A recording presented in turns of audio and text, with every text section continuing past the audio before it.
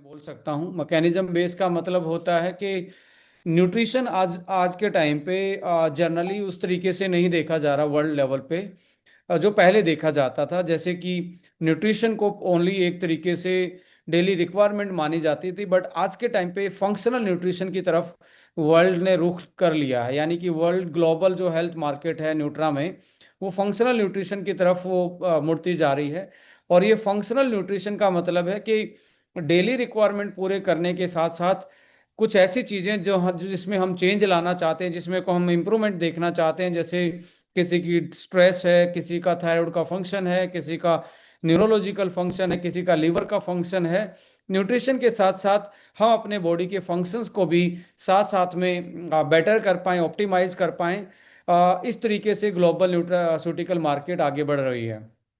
सो जो functional nutrition है basically वो मैकेनिज्म बेस्ड होता है। मैकेनिज्म का मतलब है जैसे पैरासीटामोल बुक फीवर उतारने में काम करती है, तो उसका एक मैकेनिज्म है। जैसे पेन किलर पेन को कम करती है, तो उसका एक मैकेनिज्म है। ऐसे ही फंक्शनल न्यूट्रिशन भी साइंटिफिकली मैकेनिज्म बेस्ड ही आज के टाइम पे हम देख पा रहे हैं। तो हर चीज़ का एक आने वाले टाइम पे मैकेनिज्म बेस्ड फंक्शनल न्यूट्रिशन पूरे ग्लोबल मार्केट में डे बाय डे नए नए मॉलिक्यूल के माध्यम से फैलता जा रहा है और नए नए प्रोडक्ट आते जा रहे हैं।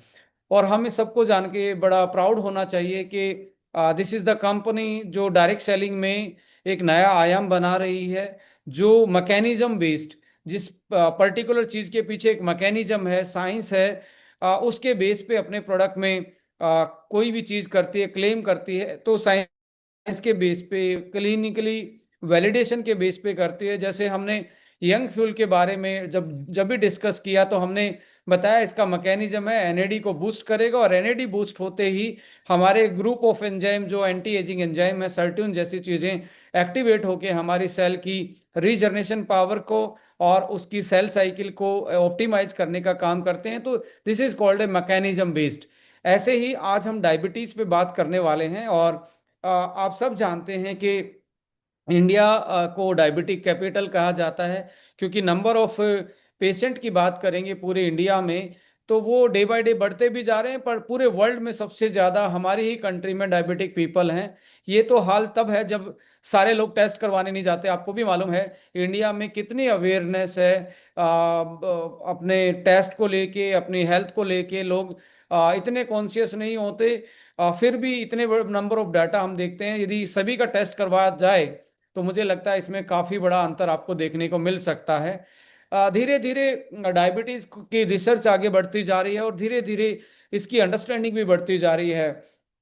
मैं आप यहाँ पे आपको एक बात ज़रूर बोलना चाहूँगा जो कि हम सब मिस करते हैं। अपने या हम या कोई हमारा अपना या हमारी फैमिली मेंबर में से यदि कोई डायबिटीज़ का शिकार है और उसको पता लग जाता है, उसका फास्टिंग ग्लूकोज और ये सारी चीज़ें उसके रेंज से ऊपर आई हैं, यानी कि 80 से 120 के से ऊपर आते ही हम मान लेते हैं कि डायबिटीज़ हो गया या प्री डायबिटिक है। तो ऐसे में यहाँ के बाद हमारे पास अगला ऑप्शन हम कुछ सोचते ही नहीं। यहाँ एक चीज़ ज़रूर याद रखना, यदि आपको किसी को भी, आपके अपने को किसी को भी डायबिटीज़ के डायग्नोस हो गया, सिम्टम्स आ रहे हैं और टेस्ट में भी प्रूव हो गया, तो अगला टेस्ट बनता है ब्लड में इंसुलिन कितना है। ये नोट कीजिए। यदि ब्लड का इंसुलिन नहीं पता लगाएंगे, तो उससे पता नहीं लगेगा कि आपका पेनक्रियाज काम कर रहा है या नहीं कर रहा है। लेडीज एंड जेंटलमैन, हमेशा जैसे इंसुलिन का, जैसे ग्लूकोज का एक रेंज होता है 80 से 120, ऐसे ही हमारे इंसुलिन का भी ब्लड में एक रेंज होता है। सो जैसे एक आयरन का रेंज होता है, हीमोग्लोबिन का रेंज होता है, ऐसे ही ब्लड में यदि आप टेस्ट करवाने जाएंगे, तो इंसुलिन का एक तरीके से रेंज होता है। यदि इंसुलिन रेंज से नीचे है, नोट कीजिए, यहाँ पे आपको ना डायबिटीज के पेशेंट के साथ या किसी के की काउंसलिंग करते टाइम ये बात बहुत काम आएगी, और ये सबसे ज्यादा इंपॉर्टेंट है जो कोई भी इसकी तरफ ध्यान नहीं देता। यदि इंसुलिन लोअर साइड है, मतलब जितना चाहिए उससे नीचे है, इसका मतलब है पेनक्रियाज काम नहीं कर रहा। आप ध्यान दीजिए, इसमें पेनक्रियाज काम नहीं कर रहा। यदि in with in a range है, विद इन अ रेंज है, तो पैनक्रियाज काम कर रहा है। यदि ऊपर है, यदि रेंज से ऊपर बढ़ गया है या ज्यादा है, इसका सीधा मतलब ये होता है कि बॉडी इंसुलिन को ले नहीं पा रही है। पैनक्रियास तो बना रहा है, इंसुलिन का रेजिस्टेंस पैदा हो गया है। सो नीचे लिखा इंसुलिन का टेस्ट का नाम बताए, कुछ नाम नहीं, इंसुलिन का इंसुलिन टेस्ट ही होता है। ऐसे में यानी कि यदि रेंज से ऊपर है तो ध्यान रखें कि बॉडी का रेजिस्टेंट बढ़ गया है, यानी कि बॉडी उसको ले ही नहीं पा रही। इसको बोलते हैं peripheral insulin resistance. Peripheral insulin resistance का मतलब होता है कि आपके जो मसल मसल हैं, आपका जो लीवर है, उसकी जो सेल है वो इंसुलिन को इंसुलिन को एक तरीके से सेंसिटिविटी उनकी कम हो गई है, वो इंसुलिन को पहचान ही नहीं पा रही हैं, जिसकी वजह से जो हमारी बॉडी में ग्लूकोज है वो अंदर नहीं जाता है। यानी कि हमारी सेल उसको एटीपी में कन्वर्ट ही नहीं कर पाएगी, क्योंकि वो अंदर गया ही नहीं। आइए इन सारे मैकेनिज्म को और लेटेस्ट इंफॉर्मेशन जो एपिजेनेटिक्स के माध्यम से हम इंसुलिन को कैसे रिवर्स डाउन कर सकते हैं, कैसे हम ऐसे लोगों की मदद कर सकते हैं काउंसलिंग से, नॉलेज से, प्रोडक्ट से और रूटीन से, इन सारे चीज़ों को हम एक पीपीटी के थ्रू डिस्कस करते हैं और ये काफ़ी आप लोगों की लाइफ में मदद करेगा। और मैं तो ये बोलूँगा, यदि ऊपर के लेवल पे है, मेरी मेरी बात ध्यान से सुनना, यदि रिपोर्ट में ऊपर अपर लेवल से ऊपर है तो मैं लिख के दे रहा हूँ 48 घंटे में रिवर्स हो सकता है इंसुलिन। आपकी डायबिटीज 48 घंटे में रिवर्स हो सकती है। पूछो कैसे? अब बॉडी ले नहीं रही है, बॉडी के अंदर बन रहा है, इसका मतलब क्या है? कहीं जाम लगा हुआ, जाम खुलवाते ही ट्रैफिक स्मूथ हो जाएगा। जाम किस चीज का लगा है? जो ओवर ईटिंग चल रही है, जो कम नींद है, जो आदमी सो ही नहीं पा रहा, फिजिकल एक्टिविटी नहीं है। यदि मुझे किसी का इंसुलिन लेवल जो अपर लिमिट है उससे ऊपर मिल जाए तो मैं उस बंदे का हाथ पकड़ लूं, 2 दिन कुछ खाने ही ना दूं, जाम खुल जाएगा, इंसुलिन काम करेगा और डायबिटीज रिवर्स। अब ये बंदा डर के मारे क्या कर रहा है, और स्ट्रेस में आएगा, स्ट्रेस में आते ही कोर्टिसोल बनेगा और कोर्टिसोल बनते ही ये इंसुलिन और काम करना बंद कर देगा। फिर जाएगा किसके पास? फिर जाएगा फार्मा के पास। वहां पे मेटफॉर्मिन जैसी चीजें जबरदस्ती उसको एएमपी के पाथवे को एक्टिवेट करके इसको दूसरे तरीके से, एक तरीके से टेम्पररी बेनिफिट देने का काम करते हैं। वैसे तो मेटफॉर्मिन जैसी जो दवाइयां हैं वो क्लिनिकली सेफ मानी जाती हैं, बट फिर भी कहीं ना कहीं उनके जो ऐसे साइड इफेक्ट होते हैं जो किसी दूसरे मॉलिक्यूल को कम कर देते हैं, जैसे कोक्यूटेन जैसी चीजें उसमें सेल के लेवल पे कम होनी स्टार्ट हो जाती हैं, जिसकी वजह से माइटोकॉन्ड्रिया की जो हेल्थ है, जो माइटोकॉन्ड्रिया की ग्रोथ है, सस्टेनेबिलिटी है, वो भी एक तरीके से हैम्पर होनी स्टार्ट हो जाती है। आइए इन सारी चीजों पे एक पीपीटी के थ्रू डिस्कस करेंगे। होपफुली ये टॉपिक इतना ज़्यादा आपके लिए इंटरेस्टेड होगा, क्योंकि हमने इस एपिजेनेटिक साइंस को आपके लाइफस्टाइल के अकॉर्डिंग ही इस पीपीटी को डिजाइन किया है। आप यदि आपका कोई साथी इसमें schedule for diabetes reversal process, आज की इस मीटिंग खत्म होने के बाद हम एक आपको चार्ट भी भेजेंगे जो 30 दिन का ट्रैकर होगा। डेली किस टाइम क्या खाना, कैसे खाना, ये भी भेजेंगे। आप जरूर ऐसे पेशेंट के साथ, ऐसे इंसानों के साथ वो शेयर करेंगे तो आप उसमें आपकी काफ़ी मदद करेगा। So how we can like scientifically metabolic schedule diabetes के रिवर्सल प्रोसेस में हम कैसे इन्वॉल्व कर सकते हैं, और कैसे पेरिफेरल इंसुलिन रेजिस्टेंस, इसका मतलब है लीवर, मसल्स जो इंसुलिन को पहचान नहीं पा रही है, इंसुलिन का रेजिस्टेंट हो गया है, पैनक्रियास तो बना रहा है, तो वो वहाँ कैसे उसको हम एक तरीके से उसको ओवरकम कर सकते हैं, उसको रिवर्स डाउन कर सकते हैं थ्रू द एपिजेनेटिक्स। इस प्लास्टिसिटी को भी समझाएंगे, क्रोनोबायोलॉजी को भी समझाएंगे, कैसे दिन का शेड्यूल इसको हमें एक तरीके से सही करने में, रिवर्स डाउन करने में हमारी हेल्प करता है। आइए समझते हैं इस पूरे प्रोसेस को। देखिए, हमने बहुत बार ट्रेनिंग में बताया है कि इंसान का जो शरीर है वो किससे बना है। इंसान का शरीर बना हुआ सेल से। मैं थोड़ा सा फिर से इसमें आपके साथ डिस्कस करूंगा। इंसान का शरीर सेल से बना है, सेल से टिश्यू बने हैं, टिश्यू से ऑर्गन बने हैं, और ऑर्गन से पूरी बॉडी बनी है। यानी एक सेल था, सेल ने शेप ले लिया किडनी का, लीवर का, हार्ट का, ये इसमें हुए, फिर आपकी पूरी बॉडी बनी। इस तरीके से अब इस सेल के अंदर जाके आप देखेंगे, इसके अंदर एक न्यूक्लियस होता है।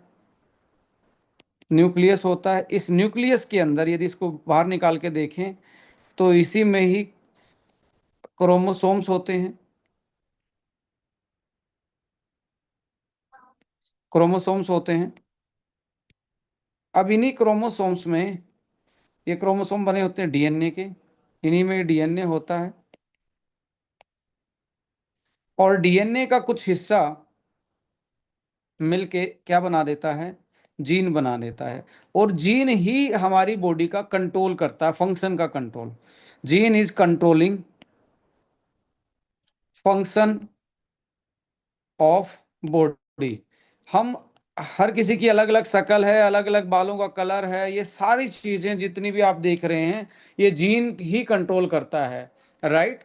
सो ऐसे में इंसुलिन का प्रोडक्शन से लेके, इंसुलिन का जो प्रोडक्शन है ये भी जीन ही देखता है। इसके साथ साथ इंसुलिन की सेंसिटिविटी को भी जीन देखता है।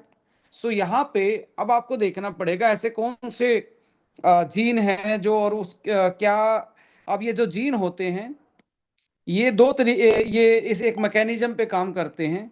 जैसे आपके घर में बटन होता है, कोई स्विच होता है, वो उसको ऑन और ऑफ करके हम क्या कर लेते हैं, अपने इलेक्ट टीवी को ऑन कर लेते हैं, ऑफ कर देते हैं। ऐसे ही जीन भी ऑन ऑफ की थ्योरी पे काम करते हैं। जब अच्छे वाले जीन ऑन रहेंगे तो हमारी बॉडी फिट रहेगी, और अच्छे वाले की जगह बुरे वाले ऑन हो जाएं तो हमारी बॉडी में कोई ना कोई दिक्कत आनी स्टार्ट हो जाएगी। और ये अच्छे वाले ऑन रहें तो इसके लिए कुछ लाइफस्टाइल की हैबिट डिपेंड करती हैं। और जब अच्छे वाले ऑफ हो जाएं और बुरे वाले ऑन हो जाएंगे तो बहुत सारी बीमारियां पैदा होती हैं शरीर में। तो इसको थोड़ा सा इंसुलिन के पॉइंट ऑफ व्यू से हम समझेंगे आज। देखिए, epigenetic change, gene on off before symptoms. जब आपको डायबिटीज कोई आ रही है शरीर में, उससे पहले ही आपका जीन हो सकता है जो इंसुलिन बनाने का है, या इंसुलिन को रजिस्ट, इंसुलिन की सेंसिटिविटी को सही रखने का है, वो जीन ऑफ हो गया हो और वो काम ही ना कर रहा हो। और ऊपर से आप कुछ भी खा रहे हैं बट फिर भी कोई आपको दवाई असर ना कर रही है। यानी कि ये जीन ऑन ऑफ किस पे डिपेंड करेंगे, जैसे डायबिटीज के केस में ओवर न्यूट्रिशन। ओवर न्यूट्रिशन किसका, जो लोग शुगर ज्यादा खाते हैं, चीनी ज्यादा खाते हैं, और सैचुरेट फैट खाते हैं, सैचुरेट फैट खाते हैं, फ्राई करके जो चीज खा रहे हैं, ये ग्लूकोज में टूट के और फ्री फैटी एसिड में, और मीडियम चेन फैटी एसिड के साथ फ्री फैटी एसिड में टूट के ये क्या करते हैं, सेल के अंदर इकट्ठा हो जाते हैं। और सेल के अंदर इकट्ठा होंगे तो सेल का फंक्शनलिटी पे इम्पैक्ट डालेंगे, ब्लॉक कर देंगे सेल को, और क्या कर देंगे, हमारे फिजिकल इनएक्टिविटी, जैसे जैसे सर्ट्यून जीन्स हैं, फिजिकल एक्टिव करते हैं, या ग्लूकोज को लेने का जो सेल का अपना एक चैनल है, वो जो आदमी सेडेटरी लाइफ जी रहा है वो एक्टिव हो जाए, उसको भी हम डिस्कस करेंगे। क्रॉनिकल मेंटल स्ट्रेस, जो अच्छे डेली सोने टाइम पे नहीं सो पाते, और डेली का सोने का टाइम उनका चीज होता है, और एनवायरमेंटल टॉक्सिन, जैसे बाहर से आए हुए टॉक्सिन्स, ये हमारे डीएनए पे एक स्कार, कोई चोट या कोई स्कार बना हुआ नहीं, जो स्कार है केमिकल का स्कार है। यानी कि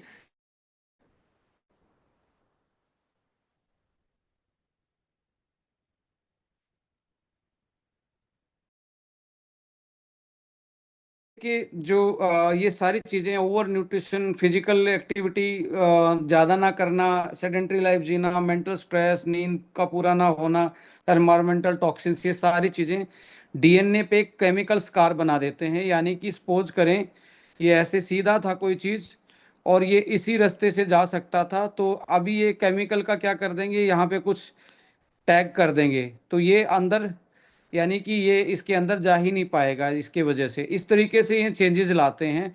स्ट्रक्चर चेंज नहीं करते, कुछ ऐड ऑन कर देते हैं, जिसके कारण उसका जो फंक्शन है, उसका जो काम करने का तरीका वो बदल जाता है। सो धीरे धीरे कुछ जीन साइलेंस हो जाते हैं, जिसको ऑफ बोलते हैं। जीन साइलेंसिंग पे चले जाते हैं, चुप रहना स्टार्ट कर देते हैं अच्छे वाली चीजें।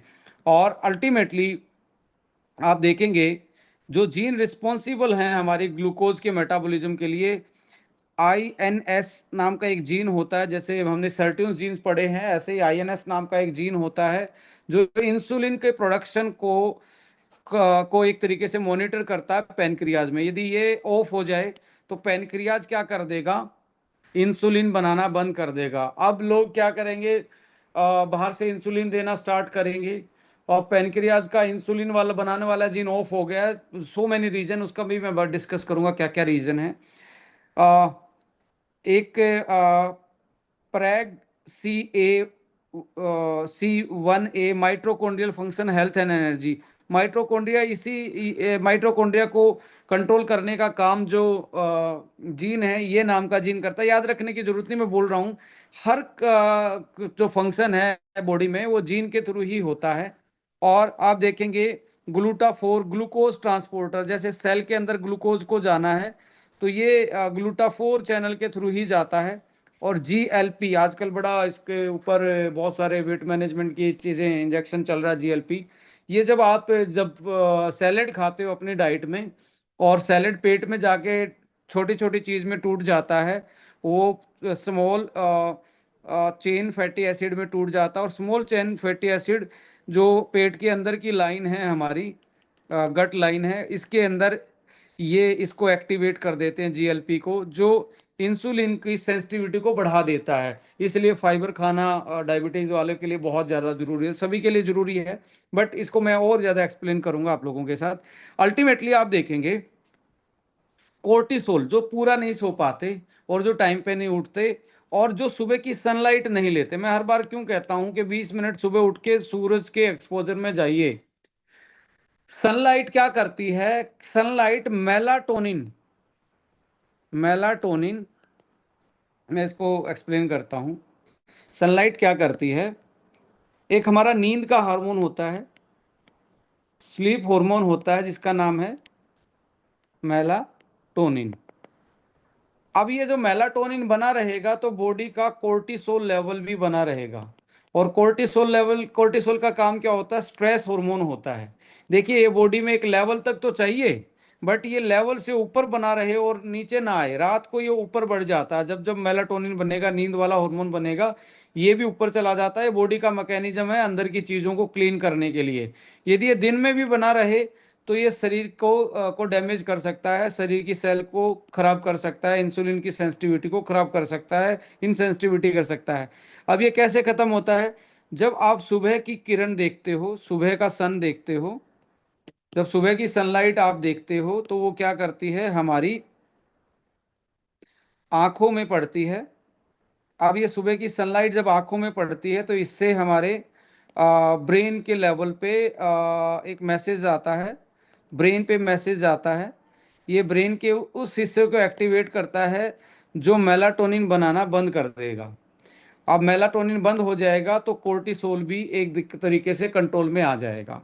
सूर्य की लाइट डायबिटीज वाले के लिए बहुत जरूरी है। सुबह की 20 मिनट सुबह की लाइट सूरज की बॉडी पे पड़नी चाहिए। सूरज सुबह का उगता हुआ सूरज देख लेंगे तो उसका ये बैलेंस होना स्टार्ट हो जाएगा और इंसुलिन ज़्यादा काम करना स्टार्ट करेगा। राइट। सो इसके साथ देखिए ऑलमोस्ट 25,000 जीन हैं हमारी बॉडी में, जिसमें 900 से ज़्यादा जीन हमारे डिपेंड करते हैं हमारी जो ग्लूकोज के मेटाबॉलिक और ये सारी फैट ग्लूकोज जो हम खा रहे हैं इसके मेटाबॉलिज्म में वो हेल्प करते हैं। सो वो डायरेक्टली एसोसिएट हैं बहुत सारे ऐसे मॉलिक्यूल से।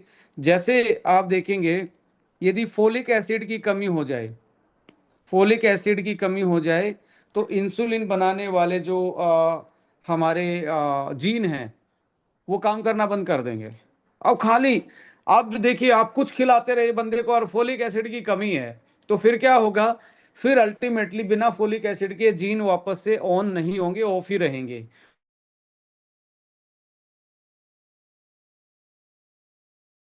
पेनक्रियाज और बहुत सारे जीन को एक्टिवेट करने का काम करते हैं।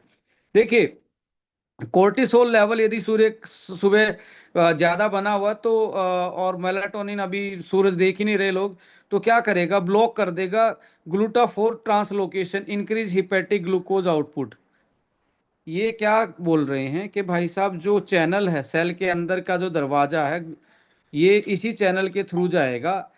ये कोर्टिसोल इस ग्लूटाफोर को क्या कर देता है, इसका दरवाजा बंद कर देता है, अंदर ग्लूकोज नहीं जाएगा। अब अंदर ग्लूकोज नहीं जाएगा, सेल डिमांड कर रही है एनर्जी की, तो पेनक्रियाज क्या करे, आपका लीवर क्या करेगा इस केस में, लीवर के अंदर जो ग्लूकोज को वो कन्वर्ट कर देता था ग्लाइकोजन में, अब ये उल्टा हो जाएगा, ग्लाइकोजन कन्वर्ट हो जाएगा ग्लूकोज में। तो सुबह सुबह आप जब टेस्ट करवाएंगे एकदम से बढ़ा हुआ ग्लूकोज मिलेगा, क्योंकि लीवर ने भी ग्लूकोज बनाना स्टार्ट कर दिया अभी, क्योंकि सेल के पास पहुंच ही नहीं रहा, सेल डिमांड कर रही है, तो लीवर ग्लूकोज को घटाने की बजाय बढ़ाना स्टार्ट कर देता सुबह सुबह। देखिए सनलाइट, सूर्य की रोशनी कितनी ज्यादा इंपॉर्टेंट है हमारे शरीर के लिए, राइट। अब आप देखेंगे हमारी बॉडी में एक हीमोसिस्टिन बन जाता है। ये कब बनता है, फोलिक एसिड की कमी में बनता है। इसी से हार्ट अटैक आ सकता है, इसी से अल्जाइमर अल्जाइमर जैसी बीमारी, neuro degenerative disorder, just हीमोसिस्टिन folic acid की कमी में ये बिल्डअप होना स्टार्ट होता है। ये क्या करता है, जो इंसुलिन का रिसेप्टर है, जैसे एंटीना था, किसका, इंसुलिन का एंटीना था, अब इसको क्या कर देगा, डिग्रेड कर देगा। तो इंसुलिन यहाँ आके इस चिपकेगा नहीं, और दरवाजे की चाबी खुलेगी नहीं, यानी कि ग्लूकोज अंदर नहीं जा पाएगा। ये कैसे, और saturated fatty acid, palmitic acid, ये कहाँ से आता है पाल्मिटिक, जो लोग रिफाइंड ऑयल खाते हैं, ये ध्यान दीजिए, डायबिटिक पीपल को रिफाइंड ऑयल जीरो कर दीजिए आज से, यदि और कोई किसी को प्री डायबिटिक है तो ये आता है। ये क्या करेगा, इन्फ्लामेटरी रिसेप्टर को एक तरीके से एक्टिवेट कर देगा, और जैसे इन्फ्लामेटरी रिसेप्टर एक्टिवेट होगा, इंसुलिन काम करना बंद कर जाएगा। लिपिड्स जो बाई प्रोडक्ट हैं, जैसे फ्राई के बाद जो चीज़ें खा रहे हैं, तो वो सिग्नल प्रोटीन को एक तरीके जो प्रोटीन सिग्नलिंग प्रोटीन है ना, उसको ब्लॉक कर देंगे, सिग्नल आना बंद हो जाएगा, एक सेल दूसरी सेल से बात करना बंद कर देगी। इसके अलावा आप देखेंगे ये इन्फ्लामेटरी चीज़ें, जो नींद कम ले पा रहे हैं, जो फ्राई चीज़ें खा रहे हैं, फास्ट फूड खा रहे हैं, उनमें ये ज़्यादा बनते हैं। जैसे ये ज़्यादा बनेंगे तो ये हमारी जो बॉडी की सेल हैं वो आपस में बात करना बंद कर जाएंगी। एक टेस्ट में हर बार बोलता हूं, IL-6। IL-6 क्या करेगा, ग्लूकोज का ग्लूकोज को यूज करने का एक स्विच होता है हमारी बॉडी में, उस स्विच को बोलते हैं AMPK। AMPK क्या करता है, ये गेज होता है, मापता रहता है कितना ब्लड में कितना ग्लूकोज है। अब ये जो गेज है, ये पैमाना है, ये पैमाना ही ब्लॉक हो जाए तो ये माप नहीं पाएगा अंदर बॉडी में ग्लूकोज कितना है, ब्लड में ग्लूकोज कितना है। जैसे ही ब्लड में ग्लूकोज कम हो जाएगा, तो ये पैमाना ऑर्डर देता है कि कुछ खाया जाए, भूख लगनी स्टार्ट, वो मैकेनिज्म है। और जैसे ज्यादा हो जाएगा तो भूख लगनी बंद हो जाएगी, और अंदर माइटोकॉन्ड्रिया को आदेश देगा कि भाई साहब इस ग्लूकोज को ATP में कन्वर्ट कीजिए। और इस तरीके से ये स्विच, मास्टर स्विच बोला जाता है हमारे ग्लूकोज को एक तरीके से क्या करने का, यूटिलाइज करवाने में। हार्मोन कंपाउंड है कुछ जो हमारी सेल के स्ट्रेस को बढ़ाता है। इस तरीके से हम आज के टाइम पे देख पा रहे हैं जो एपिजेनेटिक्स है, यानी कि DNA का स्ट्रक्चर चेंज हुए बिना DNA पे और जीन लेवल पे कुछ चीज़ें इफेक्ट डालती हैं। हमारे हार्मोन, खाए पिए से आई चीज़ें, बाहर के टॉक्सिन, पेस्टिसाइड्स, ये सारी चीज़ें इनको अल्टर करते हैं और जीन ऑफ हो जाते हैं। इन जीन को ऑन करने का तरीका हम आपके साथ शेयर करेंगे, और ऐसी चीज़ें जरूर शेयर करेंगे जो हर किसी के काम आ सकती हैं। इसको हम बोल सकते हैं जेनेटिक मॉडिफिकेशन और हाईली प्लास्टिक। जैसे प्लास्टिक मुड़ जाता है, ऐसे यदि आपका जीन ऑफ हो गया तो ये ऑन हो सकता है दोबारा से, राइट। और इसी के बेस पे आप फंडामेंटली इस चीज को रिवर्स कर सकते हो, उल्टा गियर लगा सकते हो, वापस से डायबिटीज को नॉर्मल में ला सकते हो। सो लेडीज एंड जेंटलमैन, देखिए क्रोनो टाइम के हिसाब से सुबह आप उठते हैं तो सबसे पहले क्या करना चाहिए, मॉर्निंग सनलाइट आपको 20 मिनट एक्सपोज में जाना चाहिए, जो कोर्टिसोल लेवल को नॉर्मलाइज कर देगा, क्योंकि ये मेलाटोनिन को सप्रेस कर देता है। नींद वाले उसको खत्म कर देगा और कोर्टिसोल अपने आप में नीचे आना स्टार्ट आ जाएगा। जैसे कोर्टिसोल आएगा तो सुबह जो ग्लूकोज बढ़ना, सुबह ग्लूकोज कौन बढ़ा रहा है? आपका लीवर बढ़ा रहा है, लीवर एक्स्ट्रा ग्लूकोज बना रहा है। तो अल्टीमेटली आपको नॉर्म कोर्टिसोल नॉर्मलाइज करना है। सुबह सुबह मैं आपको हर बार मीटिंग में हम बोलते हैं 7+1 वाला फॉर्मूला, कि नंगे पैर बेयर फुट धरती के टच में आना चाहिए। ये क्या करता है? खून के गाढ़ेपन को कम करता है और माइक्रो सर्कुलेशन को बूस्ट करता है, सारी सेल में ब्लड को पहुंचाने का काम करता है, जिससे कि आपका मेटाबॉलिक रेट बढ़ जाता है और इन्फ्लामेशन भी कम होता है। इंसुलिन की सेंसिटिविटी एक तरीके से फिर से बढ़नी स्टार्ट हो जाती है। Light workout. अब सपोज करो इंसुलिन काम नहीं कर रहा है तो क्या करना चाहिए भाई साहब? जो गेट है इंसुलिन को अंदर ले जाने का, ग्लूट 4 जो शुगर ट्रांसपोर्टर का जो सेल वॉल के अंदर गेट लगा हुआ है, जब आप एक्सरसाइज करते हो तो बिना इंसुलिन के भी सेल खोल देती है। तो आप देखिए एक्सरसाइज कोई लोग कर लें 30 मिनट सुबह सुबह, तो उनको इंसुलिन ना भी काम कर रहा होगा तब भी ग्लूकोज कम हो जाता है बॉडी से। सो ऐसे में आप देखिए ये ग्लूटाफोर चैनल जो है वो ओपन हो जाता है और इंडिपेंडेंटली काम करना स्टार्ट कर देता है, इंसुलिन के बिना भी ये काम करना स्टार्ट कर देता है। ये तो मैंने अभी तक बताई 3 चीजें हैं: सुबह की सनलाइट, नंगे पैर धरती में चलना, और दोनों काम इकट्ठे हो सकते हैं। सुबह की सनलाइट, धूप को देखते हुए नंगे पैर आप धरती के टच में आए, और 30 मिनट का उसी टाइम पे वर्कआउट कर लें, थोड़ा सा योगा, थोड़ी स्ट्रेचिंग। वॉकिंग से नहीं होगा, ये ध्यान रखना, वॉकिंग से ग्लूटाफोर नहीं खुलेगा। ये खुलेगा आपका, थोड़ा बहुत मसल पे एक्सरसाइज करेंगे, थोड़ा सा वेट ट्रेनिंग कर ली, पुशअप कर लिया, थोड़ा सा व्यायाम कर लिया, उससे खुलेगा, ये वैसे नहीं खुलने वाला है। तो थोड़ा सा उस तरीके से आपको इस पे काम करना है। इसके अलावा जो खाना है, जो खाना हमेशा ट्रेडिशनल अनप्रोसेस मिल, जो जिस मौसम का बना है उसी मौसम का खाना आपने खिलाना है। सो इसमें ये नहीं है कि क्या नहीं खाना, क्या नहीं, जिस मौसम में जो आ रहा है वो खाना, बट वो फ्राई नहीं होना चाहिए, वो एक तरीके से हाईली प्रोसेस्ड नहीं होना चाहिए। जो इंडस्ट्रियल रिफाइंड शुगर है, आपका जितने भी ऑयल हैं, जो पाल्मिटिक एसिड उनमें मैक्सिमम में होता है, उसी के कारण रेजिस्टेंट पैदा होता है। तो रिफाइंड ऑयल, शुगर नहीं होनी चाहिए। आप फ्रूट सैलेड ले सकते हैं। और हमेशा याद रखें, डायबिटिक पीपल को बोलना है कि खाने से पहले सैलेड खाना है। आप सैलेड खाने से क्या होगा, इसमें ये टूट जाएगा छोटी छोटी चीज़ों में। फाइबर जो है वो आराम से पेट से ग्लूकोज को एकदम से ब्लड में जाने से रोकता है। फाइबर उसको अब्जॉर्ब करके रखता, स्लो स्लो रिलीज करवाता, जिसके कारण एकदम से ब्लड में ग्लूकोज नहीं बढ़ता। ऊपर से GLP जो इंसुलिन की सेंसिटिविटी को बढ़ा सकता है, एफिशिएंसी को बढ़ा सकता है, वो भी सैलेड से ही एक्टिवेट होता, पेट में ही एक्टिवेट होगा, वो बाहर एक्टिवेट नहीं होता कहीं पे, वो पेट के अंदर ही, गट के अंदर ही एक्टिवेट होता है। घी स्ट्रेटजी में आपको जरूर बोलूंगा, 5 ग्राम घी सुबह, 5 ग्राम शाम को आपको डिनर और ब्रेकफास्ट में लेना ही है। ये आपको इसमें समझौता नहीं। घी, देसी घी की मैं बात कर रहा हूँ, जो बिलोया हुआ घी होता है उसको आपने 5-5 ग्राम सुबह शाम लेना ही है। इस कंटेन विटामिन डी और फैट सोल्युबल विटामिन एंड कुछ ऐसी चीजें जो सप्लीमेंट हम बोल रहे हैं, वो जो 1 चम्मच घी खाएंगे तो ज्यादा काम करेंगे आपकी बॉडी पे। घी के साथ वो ज्यादा काम करते हैं, राइट? कैसे? Fat soluble supplements absorb instead of wasted, वो अंदर यूटिलाइज होंगे, वो वेस्ट नहीं होंगे। कैसे? इसको मैं बाद में आपके साथ शेयर करूंगा। यहाँ पे अल्टीमेटली यदि हम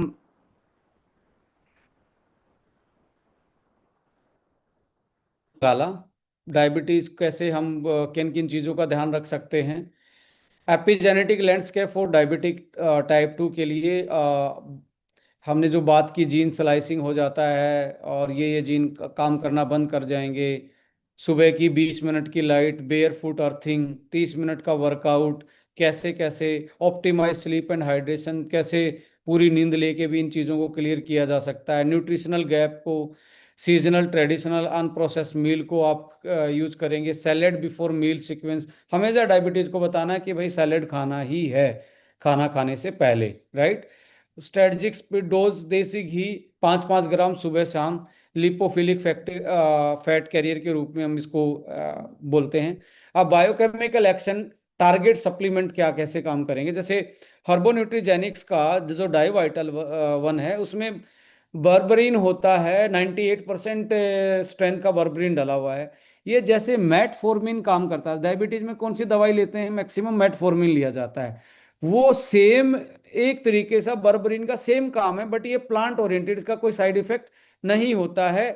act as a potent activator A M P K जो इसमें लिखा हुआ है, आप देख रहे हैं जो ए एम पी के है, ये क्या कर रहा है बेसिकली, हमारे लीवर को, ब्लड शुगर को अननेसेसरी बूस्टअप होने से बचा रहा है, और शरीर का बटन को ऑन कर देता ग्लूकोज के यूटिलाइजेशन। इसमें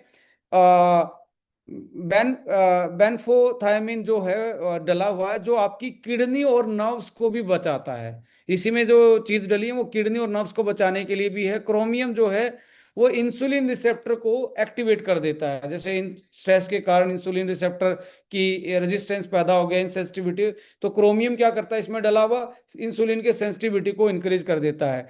जिंक जो है वो इंसुलिन के स्टोरेज, पेनक्रियाज, जिंक जिंक पूरा होगा तो क्या होगा, पेनक्रियाज स्टोर कर सकता है इंसुलिन को, बार बार में पेनक्रियाज पे प्रेशर नहीं पड़ेगा, वर्कलोड घटाएगा। इसमें गुड़मर, मेथी और करेला इंसुलिन मिमेटिक सपोर्ट करते हैं। और आप देखिए क्वार्टर फोलिक होता है हीमोफोर्टिन में, जो बेसिकली हीमोसिस्टिन को हटाता है बॉडी में, जो इन ब्रेन से लेके हार्ट को जो डैमेज करता है उसको, और इंसुलिन का जो प्रोडक्शन का एंजाइम है, यानी कि कौन सा INS जो एंजाइम जीन है, उसको एक तरीके से ऑन रखता है, एक्टिवेट रखता है क्वार्टर फोलिक। सो एंड बिसग्लाइसिनेट जो फेरस इसमें डला है, वो ऑक्सीजन, मसल में ऑक्सीजन की डिलीवरी ज्यादा करता है, जिसके कारण ज्यादा शुगर बर्न होती है। इस तरीके से डाइवाइटल वन और एस्टोनिया का हीमो14 बहुत अच्छे एक तरीके से काम कर सकते हैं। जो जो लोग ज्यादा ऑफिस में काम कर रहे हैं, टाइम पे सो नहीं पाते, उनको हर्बो न्यूट्रीजेनिक्स का ब्रेन वन भी आपको देना है। अब लीवो सिरप हमेशा देना है, रीजन क्या है, ये जो लीवर पे फैट डिपॉजिट है, जो लीवर ही इंसुलिन को सेंसिटिव नहीं कर पा रहा, उसकी कैपेसिटी को बेटर करने के लिए, और लीवर के लाइन पे जो कंजेशन है, जो एक तरीके से ट्रैफिक लोड पड़ा हुआ टॉक्सिन्स का, उसको लीवर सिरप एक तरीके से डिटॉक्सिफाई करने का काम करता है। कैसे इसको कर सकते हैं, मैंने इसके लिए शेड्यूल बनाया हुआ है। सुबह देखिए आप अपने टाइम के अकॉर्डिंग सेट कर लीजिए इसको। आपने क्या करना है, मंडे को फास्ट रखना है, मंडे को फास्टिंग रखनी है। कोई भी एक डे चूज कर लिया, आप मंडे को नहीं रख सकते तो ट्यूसडे को या वेडनेसडे को, बट हर हफ्ते उसी दिन होना चाहिए। ऐसा नहीं इस बार मंडे को फिर अगले बार फ्राइडे को, ऐसा नहीं, हर उसको एक ही दिन कोई भी चूज कर लीजिए। ये क्या करना है, पेनक्रियाटिक फास्टिंग डे, हम ये बोल रहे हैं भाई पेनक्रियाज को रेस्ट दीजिए और लीवर को रेस्ट दीजिए एक दिन हफ्ते में। पहले के लोग करते थे, कम खाते थे फिर भी फास्ट रखते थे और एनर्जेटिक रहते थे, राइट। और जिस दिन फास्ट रखें उस दिन सप्लीमेंट नहीं खाना है। फोकस कंप्लीटली डीप हाइड्रेशन, पानी पीना है, हर्बल टी ले सकते हो, प्लेन अनस्वीटेंड लेमन वाटर ले सकते हो, काला नमक थोड़ा सा डाल सकते हो, जिसको पिंक साल्ट या ब्लैक साल्ट बोलते हैं, ये आप ले सकते हैं। और सुबह सुबह 20 मिनट अर्थिंग और 20 मिनट की सन बाथ एक तरीके से लेना है। अल्टीमेटली यहाँ पे आपने इस यहाँ पे खाना नहीं है क्या, सप्लीमेंट भी नहीं खाना है जिस दिन आप फास्टिंग रखेंगे। ट्यूसडे को जब आपने अगला दिन आया तो सुबह वही 20 मिनट मॉर्निंग का क्या करना है, आपने सनलाइट लिया जो मेलाटोनिन को सप्रेस करेगा, कोर्टिसोल को रेगुलेट कर लेगा, right. Barefoot reduction blood viscosity and internal inflammation, inflammation कम होगा तो इंसुलिन ज्यादा काम करेगा। लाइट वर्कआउट, ग्लूटाफोर चैनल खुल जाएगा, शुगर को जो ब्लड में बढ़ी है वो सेल के अंदर चली जाएगी और नॉर्मल फील करेंगे। अब जो 9:15 बजे के आसपास का ब्रेकफास्ट है, क्योंकि शाम का खाना 7 बजे के बाद नहीं खाना है ऐसे आदमी को, और सुबह का ब्रेकफास्ट 9-9:15 बजे से स्टार्ट करना है। सीक्वेंस क्या है, थोड़ा पहले पानी पिए, फिर सैलेड खाएं खाना खाने से पहले, फिर ट्रेडिशनल सीजनल अनप्रोसेस जो भी मील मिले, जो भी आपके घर में बनता है, जो आपके बुजुर्ग खाते थे, पहले की जनरेशन खाती थी, वो खाना है। और 5 ग्राम देसी घी आपने एड ऑन करना ही है। अब आधा घंटे के बाद पोस्ट ब्रेकफास्ट सप्लीमेंट क्या लेना है, एक डाइवाइटल वन लेना है, एक ब्रेन वन लेना और एक हीमोफोर्टिन। ये तीन कॉम्बिनेशन चलेंगे। आपको पता नहीं है कि भी लीवर लेवल पे है, स्ट्रेस की वजह से है, किसकी वजह से है, यदि आपको पता लग जाए तो एक आधा सप्लीमेंट आप कम भी कर सकते हो। बट आप एक्सपर्ट नहीं हो तो ये तीनों से आपको क्या करना है, हो सकता है कि फोलिक एसिड और विटामिन B12 की डेफिशिएंसी में जीन ने काम करना बंद कर दिया हो, पैनक्रियाज इंसुलिन ना बना रहा हो, तो इसलिए हीमोफोर्टिन भी इसमें ऐड ऑन करना है। और ब्रेन वन और डाइवाइटल तीन कॉम्बिनेशन आप चलाएंगे। उसके बाद आएगा इसके 15-20 मिनट बाद लीवर प्रोटेक्शन पे काम करना। 10 ml liver syrup diluted in a small amount of water, ये पानी में डाइल्यूट करके पीना है।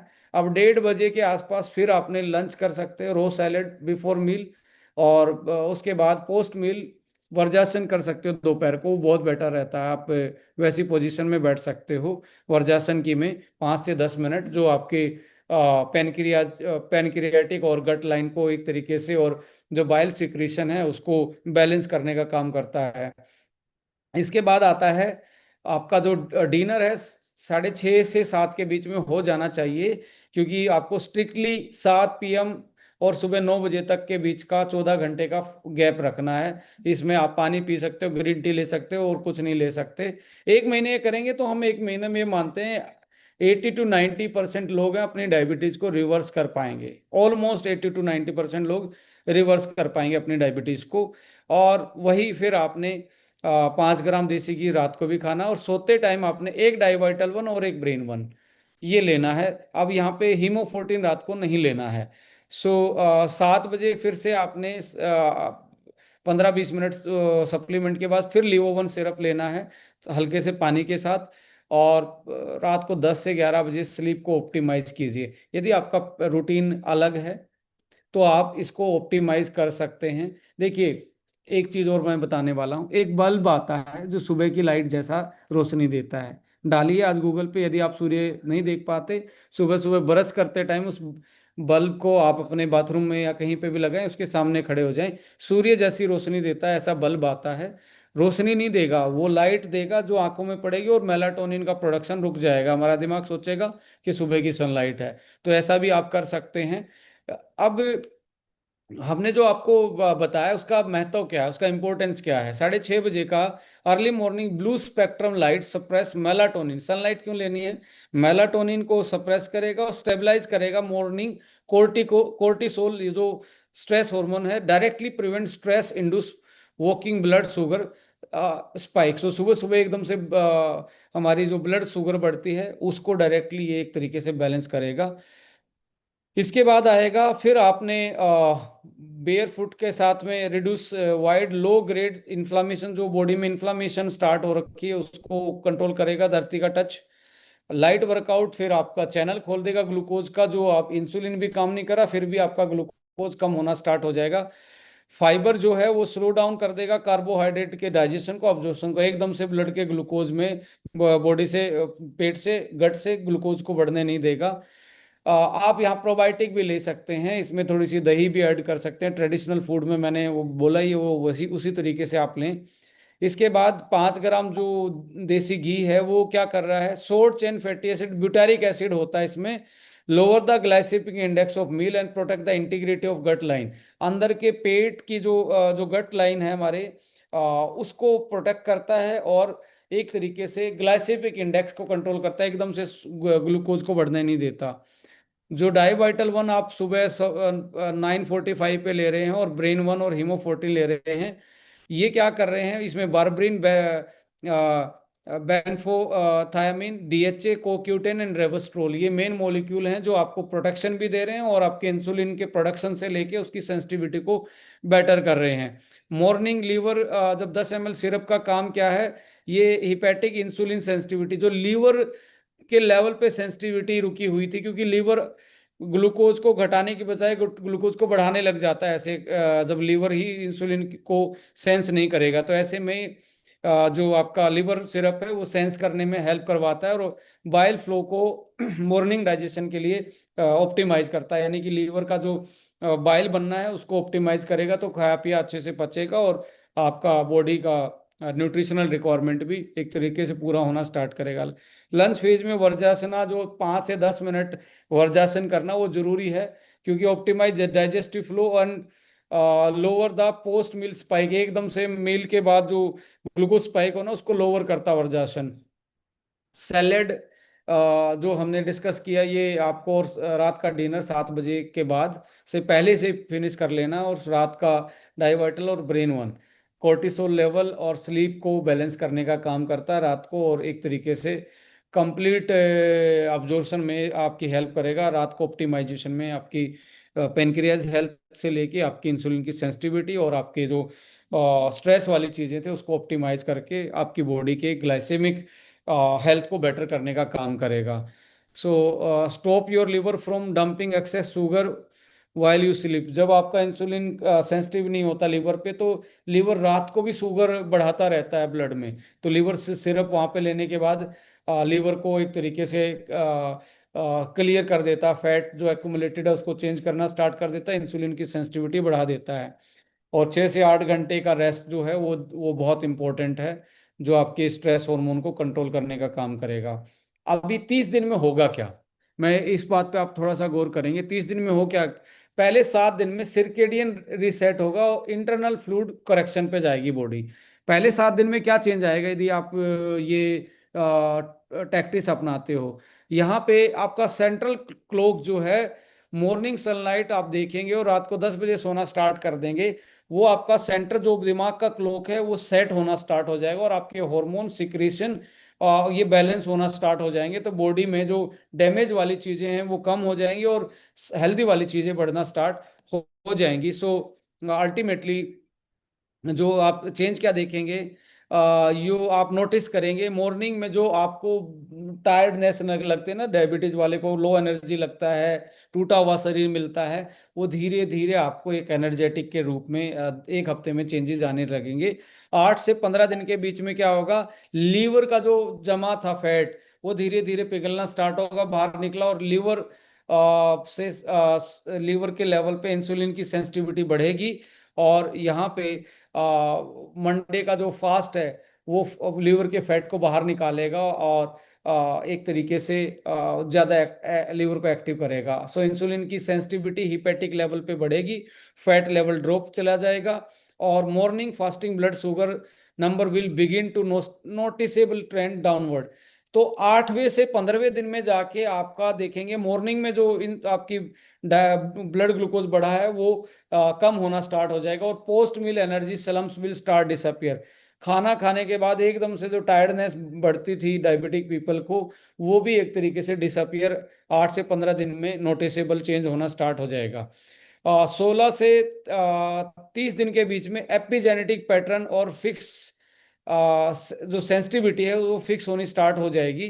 क्या होगा, continue daily active methyl donor quarter folic B12 हीमोफोर्टिन और ब्रेन वन पेड विद बर्बरिन, जो उसमें अपने डाइवाइटल वन में है, AMP के एक्टिवेशन को बिगिन करेंगे, और harmful methyl tax of your metabolic gene, जिसने मेटाबॉलिक जीन को ऑफ कर रखा था वो दोबारा से एक तरीके से एक्टिव होना स्टार्ट हो जाएंगे, और आपका ब्लड ग्लूकोज और ग्लाइसेमिक हेल्थ जो है बॉडी की वो एक तरीके से दोबारा से स्टेबलाइज होनी स्टार्ट हो जाएगी। सो इस तरीके से आप इसको प्लान कर सकते हैं।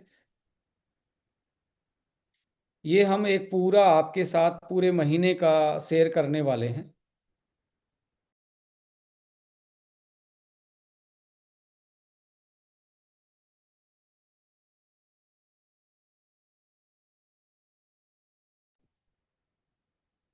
देखिए, बर्बरीन जो इसमें है, जो ग्लूकोज का जो स्विच है उसको ऑन कर देता है, ग्लूकोज यूटिलाइज होना स्टार्ट हो जाता है, और बेनफोथाइमिन एंड क्रोमियम और zinc glycation protection and healthy insulin function में ये हेल्प करते हैं, इसमें डली है, इंसुलिन को सेंसिटिविटी बढ़ा देते हैं, ये स्ट्रेस को कम करता है, और जिमनेमा फेनोग्रिक सिनामन नीम करेला और अर्जुना जैसी चीज़ें आपके इंसुलिन की सेंसिटिविटी और इंसुलिन जैसा काम करना और हार्ट की हेल्थ को बेटर यानी कि हार्ट को बचाते हैं। सो एल आर्जिनिन और एलेनिन आपकी खून की जो नलियां हैं जिसमें ब्लॉकेज हो सकते हैं उसको बचा सकता है। तो ये इंसुलिन ग्लूकोज के मेटाबॉलिज्म के साथ साथ बॉडी के प्रिवेंशन पे भी काम कर रहा है पूरा का पूरा इस तरीके से। यानी कि डेली जो ग्लूकोज के शुगर के कारण बॉडी पर जो डैमेज पहुंचता है आंखों पे, हार्ट पे, लीवर पे, किडनी पे, उसको ये एक तरीके से बेटर करने का काम करता है। और बायोटिन और टोरिन जो है पेनक्रियाज की बीटा जो सेल्स हैं जिसने इंसुलिन बनाना उनकी फंक्शनलिटी को बेटर करता है। यहाँ पे आप देखेंगे जो हीमोफोर्टिन लेने का जो मतलब है, मिथाइल फोलेट एंड बी 12 जो है वो वन कार्बन सेल को एक तरीके से मिथाइल डोनर के रूप में काम करते हैं। इससे क्या होगा, सैम का प्रोडक्शन स्टार्ट हो जाएगा और जो साइलेंट हो गए थे जीन वो वापस से एक्टिवेट होना स्टार्ट हो जाएंगे। सो और बॉडी में एक ऐसा डैमेज वाला चीज होती है हीमो, हम सिस्टीन बोलते हैं, ये इतनी ज्यादा खराब है ये हार्ट अटैक भी ला देती है यदि इसका इसका प्रोडक्शन बढ़ता जाए। ये अल्जाइमर, पार्किंसम, हाथ हिलने वाली चीजें हिमोसिस्टिन के इकट्ठा होने की वजह से होती हैं। और ये किसकी वजह से इकट्ठा होता है, जब बॉडी में फोलिक एसिड की, फोलेट की कमी हो जाती है। और तो यहाँ पे बेस्ट, वर्ल्ड का best quarter folic methyl folate के रूप में आपको हीमोफोर्टिन से मिल रहा है। साथ में बी 12 भी और जिंक भी आपको साथ में मिल रहा है और मैग्नीशियम भी साथ में, ट्रांस रेस्वेटोल, बीट रूट, मोरिंगा और ये सारी चीजें कंबाइंडली एक सिनर्जेटिकली इम्पैक्ट देती हैं। और प्रोबायोटिक तो इसमें दोनों में ही है, आप देख रहे हैं डाइवाइटल 1 और इनमें।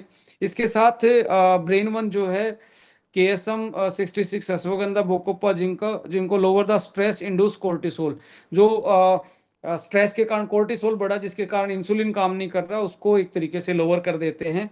और DHA और फॉस्फेटाइलसिरिन फ्लूडाइज सेल मेम्ब्रेन, जो सेल मेम्ब्रेन है इस पे इंसुलिन का जो अंटीना है, इस सेल मेम्ब्रेन को दोबारा से फ्लूडाइज कर देती हैं। तो यानी कि सिग्नल फिर दोबारा से पहुंचना स्टार्ट हो जाता है। तो इस तरीके से ये एक पूरा रेजिम बनता है।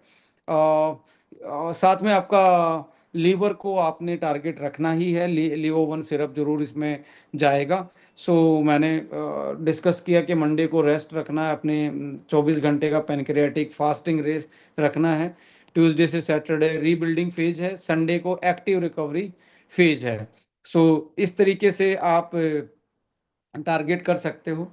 हम आपको ये पेज देंगे, सुबह आप मंडे ट्यूसडे और क्या कर रहे हो, टिक करना है कि आपने लिया नहीं लिया, फिर वर्कआउट कर रहे या नहीं कर रहे, ब्रेकफास्ट का टाइम इतने बजे, सैलेड खाया, इसके घी खाया यानी लिवो 1 न्यूट्रास्यूटिकल, ये सारी चीज़ें हम आपको एक पूरे महीने का आपके पास ये शेयर कर रहे हैं। आप किसी भी डायबिटिक पीपल को और ये एक तरीके से समझा के कि सुबह से लेके शाम तक क्या करना है।